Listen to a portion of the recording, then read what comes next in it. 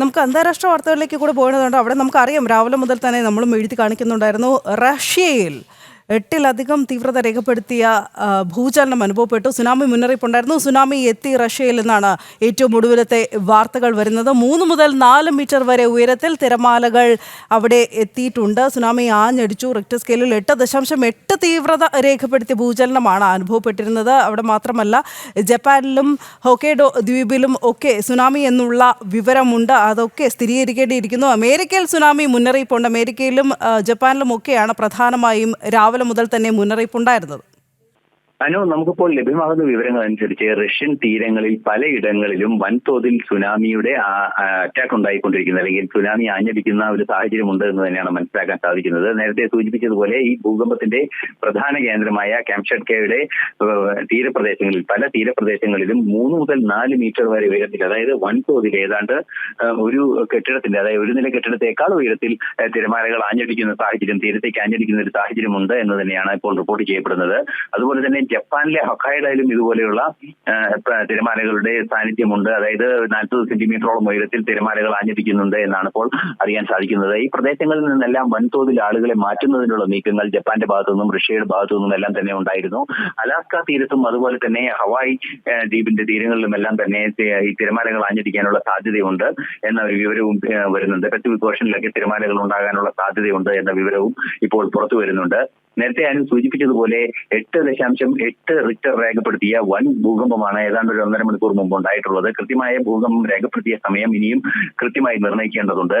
നമുക്ക് മനസ്സിലാക്കാൻ സാധിക്കുന്നത് കടലിലാണ് ഭൂകമ്പം ഉണ്ടായിരിക്കുന്നത്. അതുകൊണ്ട് തന്നെ കൃത്യമായ ഒരു നിഗമനത്തിലേക്ക് എത്തുന്നതിന് കുറേയൊക്കെ സമയം ആവശ്യമുണ്ട്. ഇപ്പോൾ ചില സൂചനകളെല്ലാം തന്നെ വരുന്നുണ്ട്. അതിൽ നിന്നും ഏതാണ്ട് ഒരു 2 മണിക്കൂർ മുമ്പാണ് ഈ ഭൂകമ്പം ഉണ്ടായിരിക്കുന്നത് എന്നാണ് മനസ്സിലാക്കാൻ സാധിക്കുന്നത്. കടലിന്റെ നടുക്കാണ് ഭൂകമ്പം ഉണ്ടായിരിക്കുന്നത്.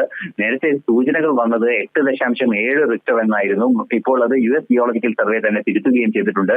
8.8 റിക്ടർ റീഡിംഗ് രേഖപ്പെടുത്തിയ ഒരു ഭൂകമ്പമാണ് ഉണ്ടായിരിക്കുന്നത്. സ്വാഭാവികമായും അത് വൻതോതിലുള്ള ആഘാതം സൃഷ്ടിക്കാനുള്ള സാധ്യതയുണ്ട് എന്ന് തന്നെയാണ് മനസ്സിലാക്കാൻ സാധിക്കുന്നത്. വൻതോതിലുള്ള ആഘാതം ഉണ്ടാകുമ്പോൾ സ്വാഭാവികമായും തീരത്ത് വൻതോതിൽ തിരമാലകൾ ആഞ്ഞടിക്കാനുള്ള സാധ്യതയുണ്ട്. 8.8 എന്ന് പറയുമ്പോൾ നിലവിൽ നമുക്ക് ലഭ്യമാകുന്ന വിവരങ്ങൾ അനുസരിച്ച് 100 കിലോമീറ്റർ, അതായത് ഭൂപ്രതലത്തിൽ നിന്നും 100 കിലോമീറ്റർ ആഴത്തിനുള്ളിലാണ് ഈ ഭൂകമ്പം ഉണ്ടായിരിക്കുന്നത്. അതുകൊണ്ട് തന്നെ വലിയ രീതിയിലുള്ള ആഘാതങ്ങൾ, അതായത് ഈ റിക്ടറിലെ റീഡിങ്ങിന്റെ ഭീകരത കണക്കാക്കുന്ന രീതിയിലുള്ള ഒരു ആഘാതം ഉണ്ടാകാനുള്ള സാധ്യതയില്ല. എങ്കിൽ കൂടി ഷാലോ ട്രമറാണ് എങ്കിൽ കൂടി വൻതോതിലുള്ള നാശനഷ്ടങ്ങൾ ഉണ്ടായിട്ടുണ്ട് എന്ന് തന്നെയാണ് റിപ്പോർട്ടുകൾ പുറത്തു വരുന്നത്.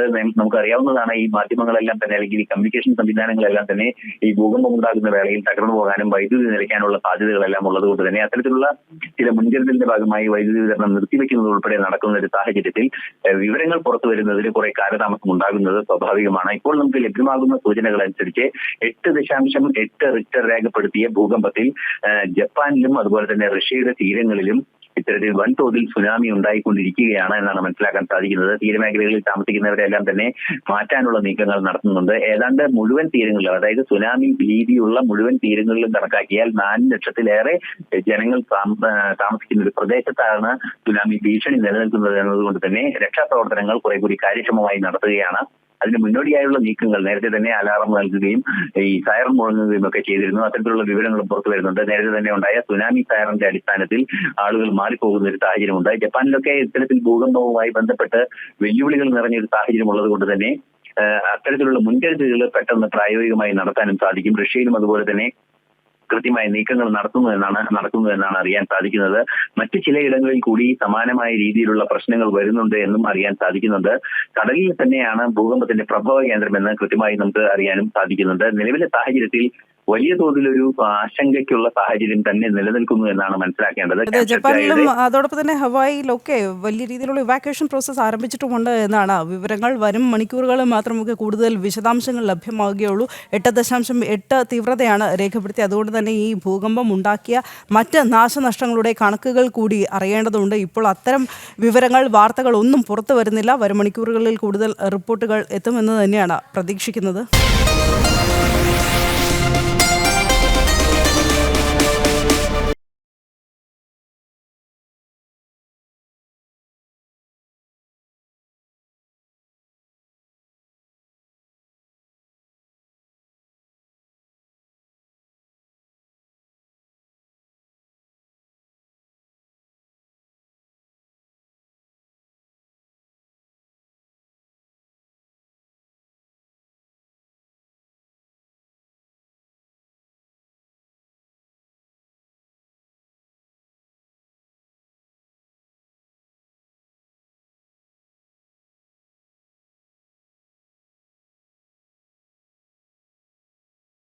ഗാസയിൽ ഉടൻ സമാധാനം പുനഃസ്ഥാപിക്കണമെന്ന് ബ്രിട്ടൻ ആവശ്യപ്പെട്ട ഒരു സാഹചര്യമുണ്ട്.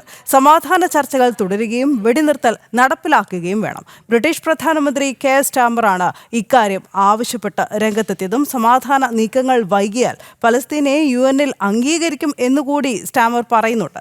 സെപ്റ്റംബറോടെ ഇത്തരം നീക്കങ്ങളിലേക്ക് കടക്കുമെന്നാണ് ബ്രിട്ടീഷ് പ്രധാനമന്ത്രി പറയുന്നത്.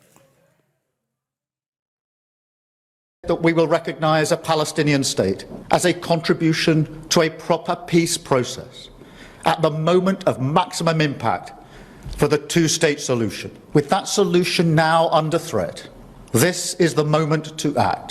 So today, as part of this process towards peace, I can confirm the UK will recognise the state of Palestine by the United Nations General Assembly in September unless the Israeli government take substantive steps to end the appalling situation in Gaza, agree to a ceasefire and commit to a long-term sustainable peace.